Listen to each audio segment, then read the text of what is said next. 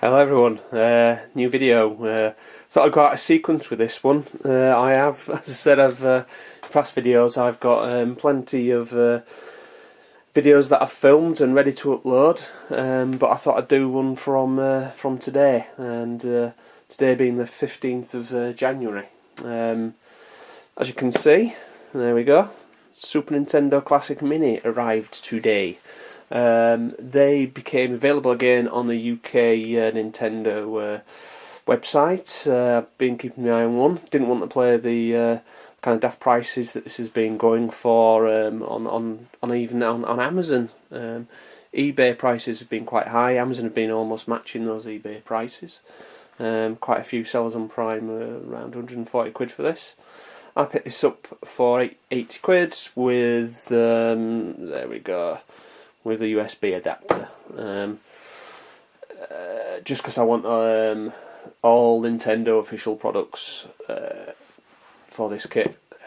So yes, I have got the NES Mini. I picked that one up from the official Nintendo store as well. Nintendo always said don't pay daft money for the console because we will be doing reprints, and there's a drip of them that came through just before Christmas, and now they've kind of got a far longer window open. When I took a look at the website yesterday, these were still available, and as I say, I ordered it on Friday and it came through on Monday, so it's incredibly quick. And yeah, I'll probably pick up all these as they release them. The rumours of that the N64 is going to be the next console. Not a huge fan of that console, but in terms of all-time favourite consoles, I must admit I do like the Super Nintendo's up there. I think only Dreamcast beats it for me, to be fair, but it's a great it's a great set of games that's on there on this one. The NES Mini had some all-time classics on there. It had some really great games, but some games on there not everyone's cup of tea. They're quite hard as nails. Some of those games, at least with this console, and there's a broader choice on there. And it's no wonder it was selling for dead. This was selling for daft money because there's a lot of gaming here. This is a box, as you can see. It's pretty small, but quite heavy actually, to be fair. And there's a bit of a preview of what's in here. A lot of these games don't need any introduction, but I mean, in terms of a classic collection, there's some pretty goddamn good games on here, and a little bit of a minor reminder of Konami when they were good, to be fair. But what we got in here, we've got Super Mario World, doesn't need an explanation, awesome game. Donkey Kong, again, another quality platforming game, really quite tough, that one later on. Donkey Kong Country, sorry.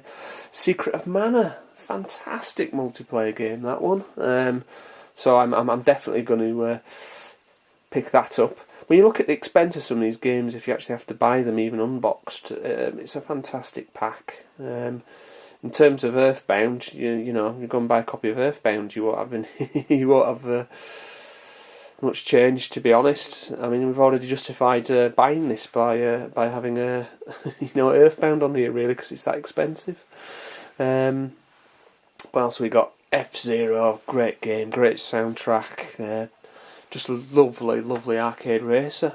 Still looks amazing, I think. Castlevania 4. My favourite Castlevania could be. But an awesome game. And again, Konami. What happened? Super Metroid, amazing game. I mean, most of these I've actually got on cartridge, but just to have them in one little set like this is pretty cool, to be honest. Final Fantasy 3, first Final Fantasy that I feel is actually fun to play. Star Fox, again, great shoot 'em up. I say it's a shoot 'em up. It is a It's kind of like it's a 3D kind of in the screen, going towards the screen game. At its core, it's a shoot 'em up. It is cool. What else we got on here? Super Mario RPG again. I think that's a PAL exclusive. That one. When I say PAL exclusive, I mean it didn't come out in PAL regions. I think it was other territories released that one, so it's probably the first time we've seen it in the UK. And it's not a bad little isometric game, that one. It's pretty cool. Super Mario Kart, if you don't know what that is, then where have you been? Is it the best incarnation of Super Mario Kart? It could very well be. I'm a bit of a fan of the Game Boy Advance. The first Game Boy Advance came out. I think the only Game Boy Advance came out, but that's an absolute classic. Zelda, what more can be said? My favourite Zelda game. I just don't think any of the other games have matched that one. Not to say that they're bad. They're not. They're all amazing games, but for me, that's top of the pile. There's just a nice bit of charm there. Great storyline. The action's good, and the plot, the way it drips the plot to you is really, really good as well. Love that game. Mega Man X. Can't really remember much about that. I've only played it in passing. I've absolutely no idea about that one. Kirby's Dream Course, cool little game. I've got that. It's not bad. Not bad little crazy golf game. That another isometric 3D. Kirby's Superstar, again, not played that one. That is a platform game. And there we go. We've got Yoshi's Island, which is amazing. It's an absolutely brilliant platform game. I love the graphics on that one, and it used the FX chip to really good effect on its original release. Again, another charming little game, that one. Super Ghouls and Ghosts, fantastic Ghouls and Ghosts remix, that one. For years I thought it was the best. It was the best part of Ghouls and Ghosts, even though it really is a completely different entry into that series. It's funny. I probably think the Mega Drive port's my favourite, but that's amazing. It is amazing. Technically, it's superior. Earthbound, cool little RPG. It's a little sci-fi RPG. Never got PAL release, that one. So again, it's another bit of a UK release exclusive, this one. Great game. I really like that as an RPG. A bit criminal it never came out here, to be honest. But a cool little role-playing game, that one. So we've got Contra 3 there as well. Again, that's a bit of an exclusive release on this pack, because we got Super Probotector in this country. Must admit, I've got a soft spot for the robots in that game. But it doesn't really matter. Absolutely amazing run and gunner, this one. Probably my favourite run and gunner of all time. Brilliant. Just loads of nice set pieces. Just really, really hard. Just fast paced. It's a great little game. Next game is Super Punch Out, and cool little.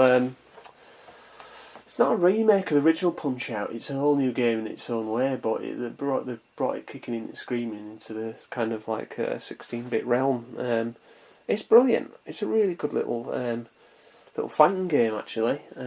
Gets furiously hard, and you've got to use proper tactics as well to beat your opponents, and they've got little tells, so you've got to have really good reactions, but it's a good game. And lastly, but not finally, Street Fighter 2 Turbo Hyper Fighting. Any set like this has got needs a Street Fighter game. It's synonymous with Super Nintendo. The superior ports were on the console, I thought, and I'm looking forward to have a bit of two-player games of that. Relearning well, don't relearn, not relearning my skills, because once you know your Street Fighter moves, you know them, don't you? So yeah, it's it's great. And that's not actually the last game. Star Fox 2. Apparently, I can't remember. You unlock it by doing something in Star Fox. Star Fox 2 never released. The code's been available for a long time out on the internet. It was a nearly final version, which was released. Leaked. Probably meant that Nintendo had a complete version in their archives, and that's how they've been able to release it as an exclusive. So hopefully we'll see more of those on other consoles. So it's a really good value set, for UK gamers actually. And I nearly caved and bought the American version, because I've got this. I've got the original. Sorry, I've got my original Super Nintendo from release. I've got a lot of those games, so I kind of pondered going for the chunky version. But I was always glad we got this version in PAL of the Super Nintendo and PAL territories, just because I think it's a nicer design. It's just kind of it's just really pretty. I know it looks like it was designed by a child, but the American version's blocky as hell. Nice in its own way, and we were slated to get that. We were slated to get that version, but it never it panned out, and we ended up with the cooler looking Japanese version. I do say so. So let's have a look at what's in here. Then, right, let's see if we can get this open without destroying it. There we go. I do like the design on this. It just reminds me of Nintendo consoles of old.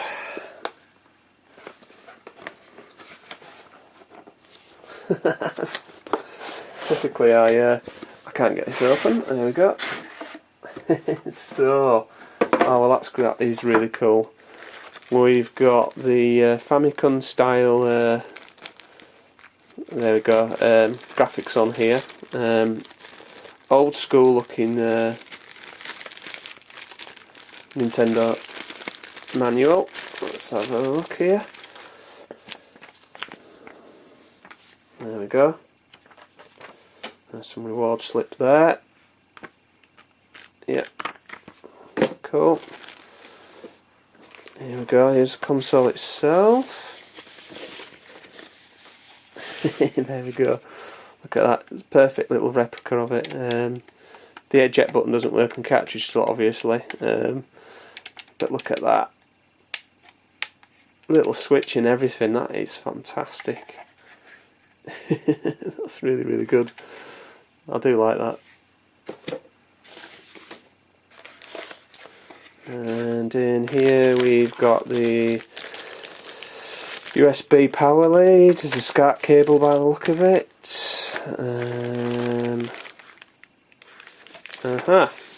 And these are the control pads. They are very nice indeed. Look at that. Oh, that really does feel like a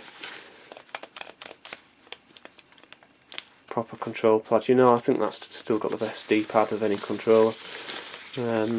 Got a huge soft spot for this controller. Everyone talks about the N64 controller, but that for fighting games is amazing. Got a standard Nintendo type socket in there as well.